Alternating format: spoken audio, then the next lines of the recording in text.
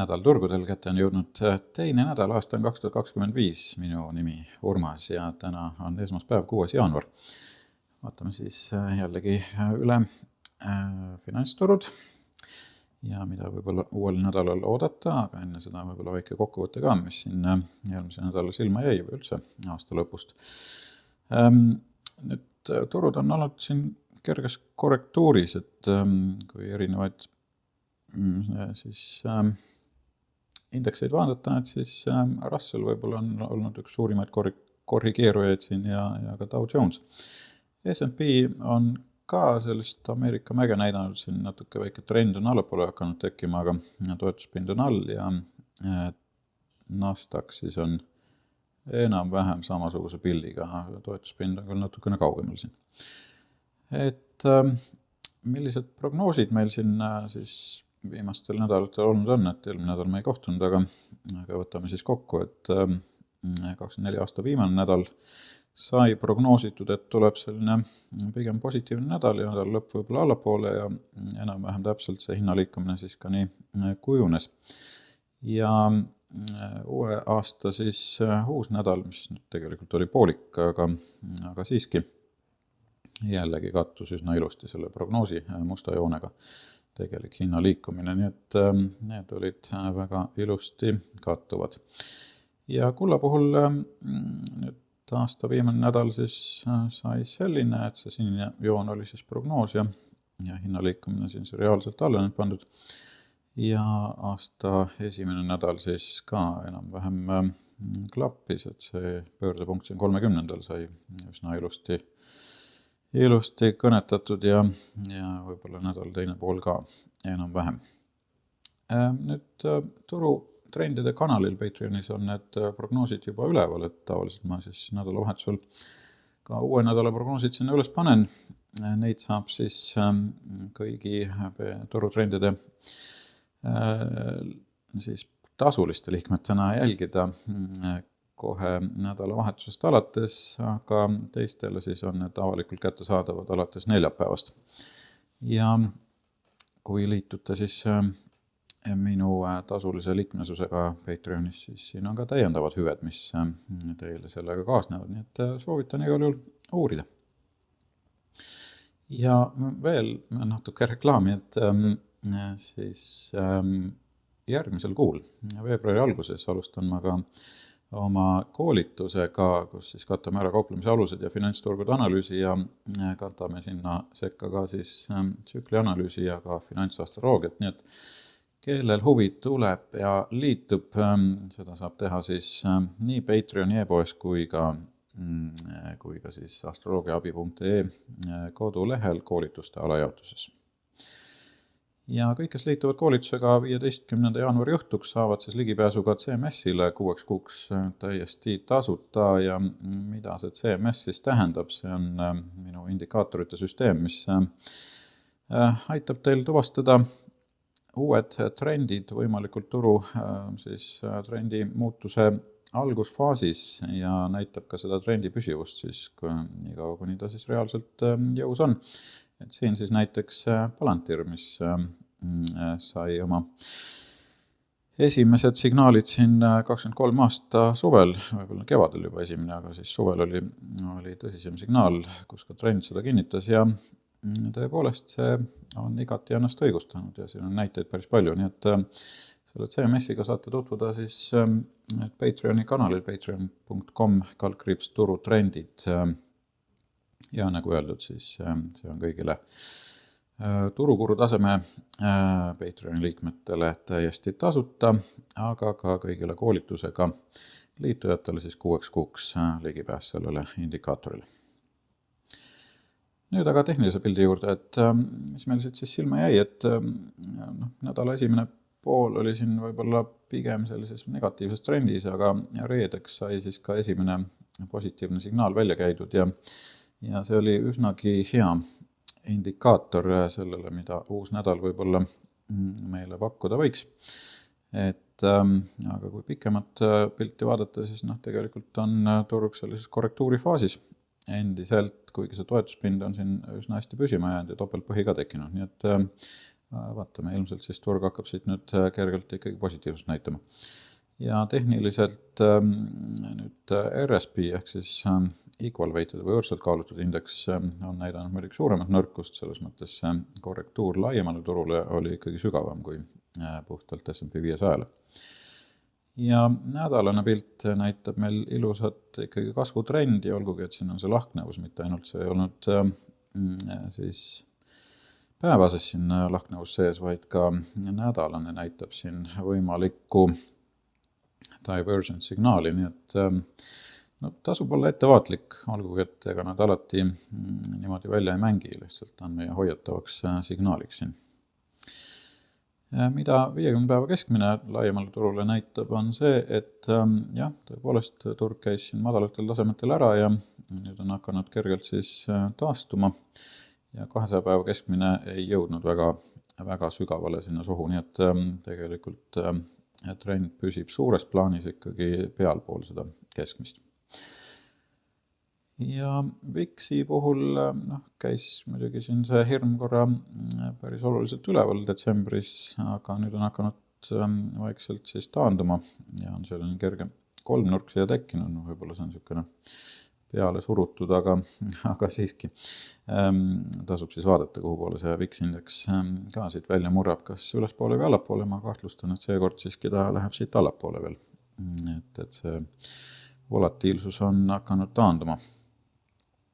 Sektorite poolest eelmine nädal siis oli pigem niisugune mixed, et mis siin tugevust näitasid, oli siis energia ja utilities, aga kõige kehvemasse seisu võib-olla jäi siis materjalisektor. Siiski oluliselt on praegu turgu juhtimas kommunikatsioon, finants ja ka consumer discretionary ehk siis tarbijakaubad. Ja põhimõtteliselt insiderite puhul ka on siin hakanud taanduma nende müügisurve ja vahepeal isegi oli siin päris huvitavat sellist ostusurvet näha. Praeguseks on hakanud, võib-olla reedel hakkas rohkem müügisurvet jällegi peale tulema, aga jah, midagi väga oluliselt hirmutavat siit nagu silma ei paista. Nüüd sesoonsust jälgides siis siin natukene teistsugune vaade võib-olla, et mida tasub meeles pidada, võib-olla uue aasta puhul see, et see 42 kuu tsükkel hakkab meile võimalikku korrektuuri näitama, see on siis see lauge punane joon siin. Siis kümnendi indikatsioon on võib-olla selline, et jaanuaris, veebruaris me võiksime näha ikkagi võimalikku positiivsust ja siis märtsis on selline üsna oluline langus. Ja mis veel siit silma jääb, et võib-olla suvel on siin üsna keerulised ajad. Sügise poole võib-olla hakkab taastuma ja siis vahetult enne aasta lõppu jällegi on langust näha. No, hoiame selle nagu selles mõttes meeles, et vaatame, kuidas tegelikult hind liigub, sest et alati need asjad ei kattu ja alati me ikkagi kaupleme hinda, mitte prognoosi. Aga siiski indikatsiooniks on ta meil siin käepärast. Nüüd S&P sesoonne liikumine samuti näitab meile siis läbi kõigi aastate siin, aga siin on praegu siis viimased 5–15 aastat siis graafikul pigem tõusu kuni sinna veebruari keskpaigani või esimese pooleni vähemasti. Ja siis tuleb selline korrektuurifaas tavaliselt peale, et see on niisugune tüüpiline sesoonne liikumine. Ja statistiliselt see nädal on pigem positiivne, et ikkagi läbi kõigi need aastate on olnud pigem tõusule hinnad suunatud, mis ei tähenda, et see aasta ei võiks olla teistmoodi, aga siiski kõik märgid näitavad praegu, et pigem on see positiivne nädal meid ees ootamas. Ja astroloogiliselt, mis meil siin silma jääb, et meil on just Marss liikunud siin tagasi vähimärki ja kolmapäeval vahetab Merkuur ka märgi ära ja nädala lõpus ka ilus aspekt veel ja võib-olla siin uue alguseski. Nii et tegelikult väga sellest ei ole heitunud, et märgid on päris ilusad ja pigem mina usun, et see nädal tuleb ka soodne. Siis mis siin nagu üldiselt turu peal nagu oodata, et neljapäeval on USA aktsiaturud ja üldse föderaalsed asutused siis suletud endise presidendi Jimmy Carteri mälestuspäeva tõttu ja majandusandmetest kolmapäeval siis tulevad välja viimased Fedi kohtumise protokollid või protokoll õigemini. Reedel siis detsembri tööjõuraport ja ISM avaldab siis teisipäeval teenindussektori ostujuhtide indeks siis samuti. Mis tasub ehk mainimist on see, et Nvidia tegevjuht Jensen Huang esineb täna CES-i messil Las Vegases. Et vaatame, mis temal siis huvitavalt öelda on ja kvartali tulemustega siis võib-olla tasub jälgida siin Delta Air tulemusi, mis veel Walgreens Boots, mis on olnud väga suures languses muidugi, ja KB Home ka samuti. Ja Fedi ametnikest on siin ka mõned sõna võtmas. Siin siis ka olulisemad majandustulemuste avaldajad sellel nädalal. Ja vaatame siis võib-olla graafikutele ka peale, et S&P puhul võib-olla pöördepunktid esimesena mainiks ära, et üks võimalik on siis homme 7. ja siis võib-olla olulisem neist on isegi esmaspäev 13, mis jääb juba järgmise nädalasse. Ja kulla puhul siis pigem me oleme sellises langevas foonis praegu, et tasub jälgida seda nädala prognoosi pigem, et sealt saab siis paremat aimu, kuhu see suund võib minna. Aga sellele saab siis ligipääsu Patreoni kanali kaudu. Ja Bitcoin on nüüd ilusti taas tõusule pööranud, et natuke näitab siin positiivset trendi jälle ja hind ongi liikunud juba üle 100 000 piiri, see maagiline piir, mis siin tahab nagu pidurdada. Et eks ta siuke psühholoogiline tase ole. Et kui see nüüd ei ole just selline pea ja õlad muster siin tekkimas, et siis võib-olla läheb hind veel üles, aga soovitan ka jälgida siis või kuulata üle selle Bitcoini pikemat prognoosi, mille ma ka avaldasin nii meie YouTube'i kanalis kui ka Patreoni kanalil.